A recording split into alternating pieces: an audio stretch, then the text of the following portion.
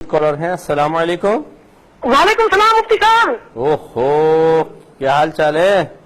ٹھیک ٹھاک مفتی صاحب. سر میرا پہلا سوال سر میرا یہ کہ اگر میاں بیوی حج پہ جا رہے ہیں, پیچھے اگر چھوٹے بچے ہیں تو بچوں کا کیا کریں گے؟ بچوں کو ساتھ لے جانا جائز ہے یا نہیں؟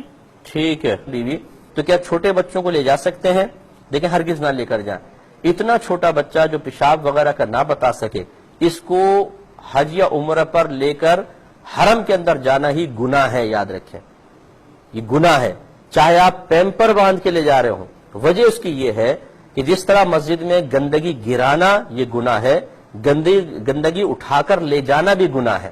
ابھی ننھے منھے بچے ہوتے ہیں بیچارے, تو نہ پیشاب کو بتا رہے کچھ, اور پیمپر میں اکثر بچے پیشاب کر دیتے ہیں, تو گویا کہ آپ طواف کر رہے ہیں اور نجاست اٹھا کر طواف کر رہے ہیں, اور یہ صحیح نہیں ہے. اس لیے اگر عمرے پہ آپ جا رہے ہیں تو یہ ہو سکتا ہے کہ ایک فریق جا کے طواف کر رہا ہو, دوسرا بچے کو باہر لے کر رکھے, پھر دوسرا جا کے طواف کرے, دوسرا آ کے بچے کو سنبھالے. لیکن اتنے چھوٹے بچوں کو آپ اگر لے کر جائیں گے, وہ مقامی لوگ ہوتے ہیں قریبی, وہ لے آتے ہیں اور وہ بھی غلط کر رہے ہیں. اس طرح نہیں لے کے جا سکتے. فقہاء نے دیکھیں, حدیث دیکھیں, نبی کریم صلی اللہ علیہ وسلم نے فرمایا, بخاری کی روایت ہے کہ مسجد کو پاگلوں, بچوں اور بلند آوازوں سے بچاؤ.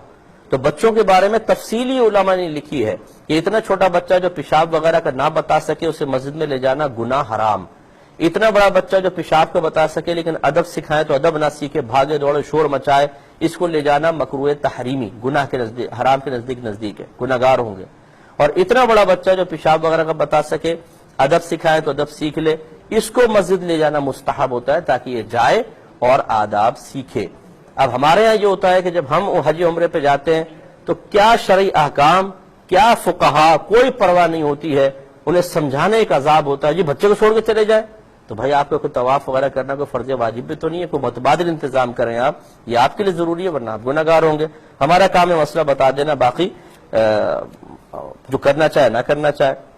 پوری ٹیم کو اجازت مرحمت فرمائے. آپ ہمارے لیے دعا کیجئے, ہم آپ کے لیے دعا گو ہیں کہ اللہ تبارک و تعالیٰ آپ کو اور ہمیں بھی بار بار حج بیت اللہ کی سعادت نصیب فرمائے, رمضان میں عمرے کرنے کی توفیق عطا فرمائے, اور مدینہ منورہ کی بادب حاضری نصیب فرمائے. آمین. وآخر دعوانا ان الحمدللہ رب العالمین.